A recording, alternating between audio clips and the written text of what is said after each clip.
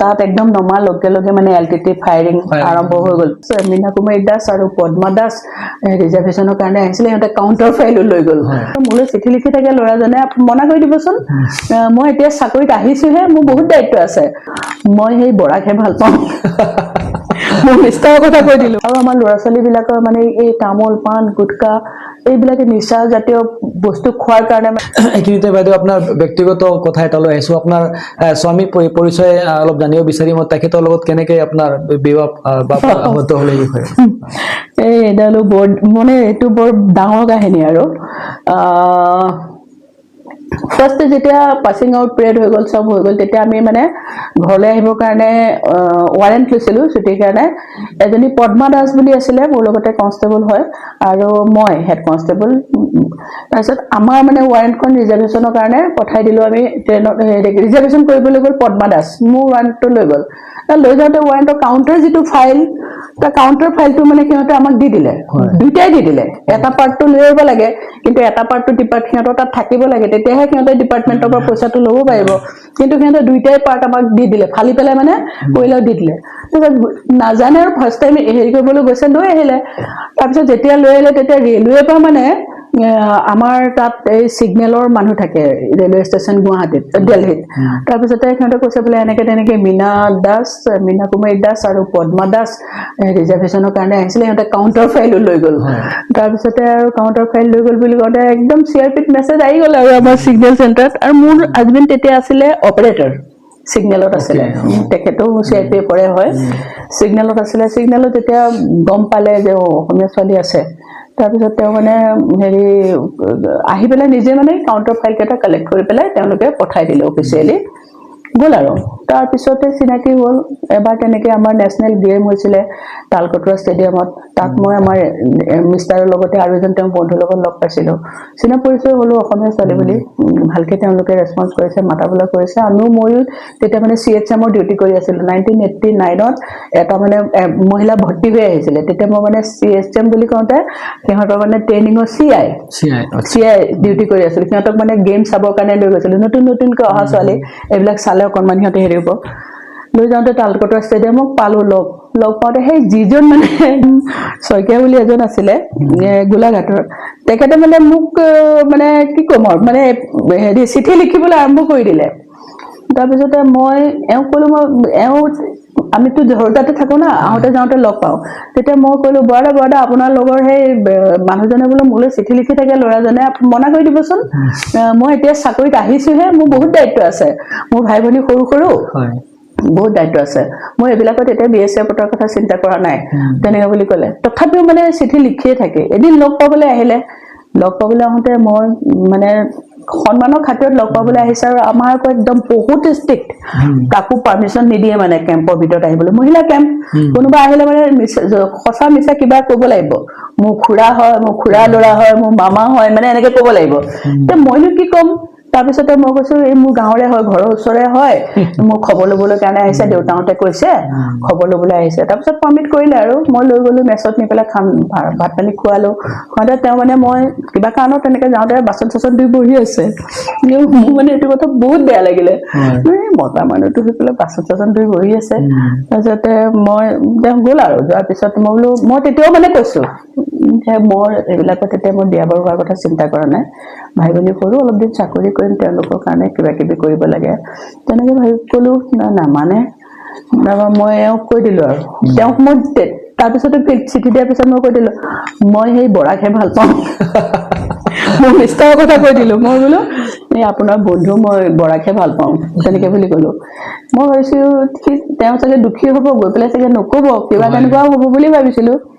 তেওঁ গৈ একদম মানে তেওঁ কৈ দিলে। তাৰপিছত এওঁ লাগি গ'ল, বোলে নিজৰ মুখেৰে ক'ব লাগিব, বোলে তেতিয়াহে বিশ্বাস কৰোঁ। তাৰপিছত নিজৰ মুখেৰে কোৱাটো নাই, বহুত দিন কোৱা নাই। তাৰপিছত যেতিয়া শ্ৰীলংকালৈ গৈছিলো আমি, মানে তেতিয়া আৰু মানে জীৱন মৰণৰ সংশয় ন, ঘূৰি আহো নাহো, তেতিয়া মানে মই তেওঁক ক'লো, হয় মই শইকীয়াৰ আগত যিটো কৈছিলো সঁচা, মই আপোনাকে ভাল পাওঁ, তেনেকে বুলি কৈ আৰু শ্ৰীলংকালৈ উৰি গ'লো। তাৰপিছত তাত গৈ ডিউটি চিউটি কৰি মানে বাতিক লোৱা আমাৰ ইয়াৰ পৰা মানে আমি হেৰিয়াত গৈছিলোঁ ফ্লাইটত গৈ টিংকুমলি বুলি এটা এয়াৰপৰ্টত নামিলোঁ তাৰপিছত আমাক আকৌ এটা প্লাটুন হেলিকপ্টাৰ দি বাতিক লোৱা বুলি এটা জেগালৈ লৈ গ'ল তাৰপিছতে তাত একদম নমাৰ লগে লগে মানে LTT ফায়াৰিং আৰম্ভ হৈ গ'ল হেৰি টিংকুমলি এয়াৰপৰ্টত এই মানে একদম কলিং কৰি মেলি যেনে তেনে হেলিকপ্টাৰলৈকে গ'লো তাৰপিছত গ'লো আৰু তাৰ তেনেকুৱা তাত আমি আৰ্মিৰ লগত ডিউটি কৰোঁ চেকিং মানে ফিজিকিং তেনেকুৱা হয় আৰু আমাৰ এচিভমেণ্টো হৈছে মোৰ দ্বাৰা নহয় আমাৰ এজনী ছোৱালী সেনা পদক পাইছে তাত বিমলা ৰাণা বুলি হিমাচলৰ ছোৱালী তাইও চিপাহী আছিলে মানে এজনী মানুহে পুৰা ডেটনেটৰ বান্ধি লৈ আহিছিলে সেইজনী ছোৱালী মানে ফিজিকিং কৰোঁতে ফিজিকিঙত ধৰা পৰিলে সেনা পদক পাইছে তেনেকে মানে হ'ল আৰু সেইটোৱে মানে কাহানী তাৰপিছত আৰু এবাৰ দুবাৰ লগ পালোঁ লগ পোৱাৰ পিছত আৰু যেতিয়া ভাবিলোঁ বিয়াটো হ'বই লাগিব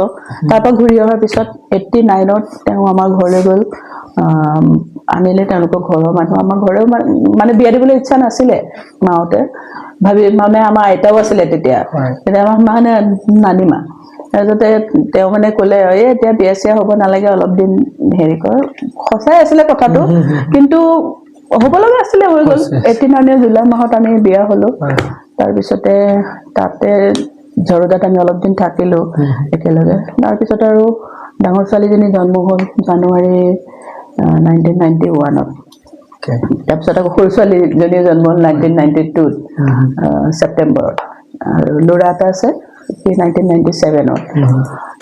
তিনিটাই পৰিয়াল আৰু ডাঙৰ ছোৱালীজনী ফৌজত গ'ল বিয়াও হৈ গ'ল তাই এতিয়া সৰু ছোৱালীজনীও বিয়া আছে মাৰ্চৰ 2 তাৰিখে মানে ইয়াৰ পৰা যোৱাৰ পিছত খালী ঘৰ এখন পাম আৰু মানুহজন আৰু ল'ৰাটো থাকিব বাছ ইমানেই হয় তো এইখিনিতে সেই পৰ্যায়লৈ মই আহিব খুজিছোঁ যে কিছুদিন পিছতে এই মাহৰ শেষত 30 তাৰিখে ন আপুনি 31 তাৰিখে আপুনি অৱসৰ ল'ব চাকৰিৰ পৰা ধৰক তো চাকৰি অৱসৰৰ পিছত আপুনি ধৰক কি পৰিকল্পনা কৰিছে এই ক্ষেত্ৰত যদি অসমৰ যিটো উঠি অহা যুৱ প্ৰজন্ম আছে বিশেষকৈ যুৱতীসকল ছোৱালীসকল যিসকল আছে তেখেতসকলৰ বাবে কিবা পৰিকল্পনা কৰিছে নেকি আপুনি হয় মই এই মাহৰে 31 জানুৱাৰী 2026ৰ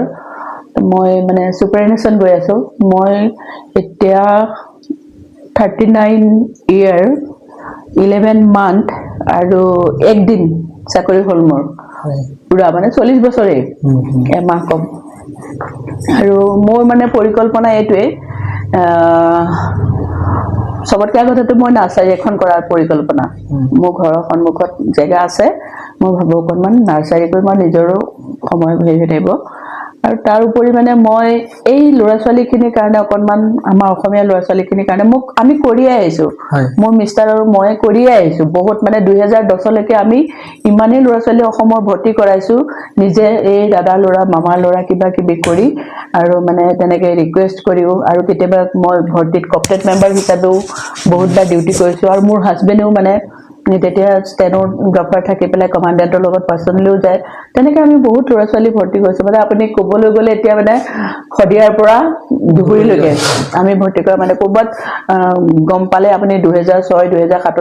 তেনেকুৱা 2003 2004 এনেখিনি সময়ত মানে তেওঁলোকে ক'ব আমাৰ মীনা মেডামৰ থ্ৰু ভৰ্তি হৈছোঁ বা তেওঁ আমাক হেল্প কৰিছিলে তেনেকৈ বুলি কোৱা মানুহ গম পাব মই মানে এতিয়াও সেইটোৱে ভাবোঁ আৰু কৰিয়ে আহিছোঁ কিন্তু এতিয়া মানে সম্পূৰ্ণৰূপে সময় দি পেলাই কৰিম বুলি ভাবিছোঁ অকেজনেলি তেওঁলোকক গোট খুৱাই তেনেকৈ প্ৰেক্টিছ কৰাই এতিয়া যেনেকৈ SSCত হৈ আছে কিছুমান বহুত ছোৱালীও এইবাৰো ভৰ্তি হৈছে এই অলপ দিনৰ আগতে 4-5 দিনৰ আগতে SSCৰ ৰিজাল্ট আউট হৈছিলে মই এই ফেচবুকতো দেখিছোঁ ভালেখিনি ছোৱালী হৈছে কিন্তু তথাপিও বহুত মানে এৱাৰনেছৰ দৰকাৰ আৰু আমাৰ ভয় খায় ল'ৰা ছোৱালীবিলাকে আৰু আমাৰ ল'ৰা ছোৱালীবিলাকৰ মানে এই তামোল পাণ গুটকা এইবিলাকে নিচা জাতীয় বস্তু খোৱাৰ কাৰণে মানে তেওঁলোকে বহুত ক্ষেত্ৰত ফিজিকেল কৰিবলৈ অসুবিধা হয় তেওঁলোকে দৌৰিব নোৱাৰে আৰু কেতিয়াবা মেডিকেলত ফেল হৈ যায় বহুত কিছুমান কমপ্লিকেশ্যন ওলায় তথাপিও যদি অকণমান তেওঁলোকক এই 8-9ত পঢ়ি থকা ল'ৰা ছোৱালীখিনিৰ প্ৰতি যদি অকণমান এৱাৰনেছ আনিব পৰা যায় তেনেহ'লে হয়তো আমাৰ ফালৰ পৰা বাকী যেনেকৈ বিহাৰ UP হাৰিয়ানা ৰাজস্থানৰ বহুত জাদা মানে পাৰ্টিচিপেণ্ট কৰা মানুহ আছে ফ'ৰ্চত তেনেকৈ আমিও কৰিবলৈ সক্ষম হ'ব পাৰোঁ তাৰ কাৰণে কিন্তু এৱাৰনেছৰ দৰকাৰ সো বাইদেউ এই বিশেষ সাক্ষাৎকাৰৰ বাবে আপোনাক অশেষ ধন্যবাদ জনাইছোঁ আপোনাৰ এই চাকৰি কালৰ যি অভিজ্ঞতা সেই বিষয়ে আমি জানিব পাৰিলোঁ লগতে এই চাকৰি ফৌজৰ চাকৰিৰ ক্ষেত্ৰত যিসকল উঠি অহা প্ৰজন্ম আছে তেওঁলোকে প্ৰস্তুতি কিদৰে আগবাঢ়িলে তেওঁলোকে এই ফৌজত সোমাব পাৰিব দেশৰ সেৱাৰ বাবে নিজকে অৰ্পণ কৰিব পাৰিব সো এই বিষয়ে আপুনি খুব ধুনীয়াকৈ আমাক দৰ্শকসকলক জানিবলৈ দিলে সো আপোনাক অশেষ ধন্যবাদ জনাইছোঁ লগতে আপোনাৰ যে আপুনি অৱসৰ ল'ব চাকৰিৰ পিছত তাৰ সময়ছোৱা যাতে আপুনি ৰাইজৰ বাবে আৰু ভালকে কিছু অধিক সময় দি পেলাই কাম কৰিব পাৰে অসমৰ নতুন প্ৰজন্মক এটা ভাল পথ দেখুৱাব পাৰে এই ক্ষেত্ৰত তাৰে আমি শুভকামনা জনাইছোঁ ধন্যবাদ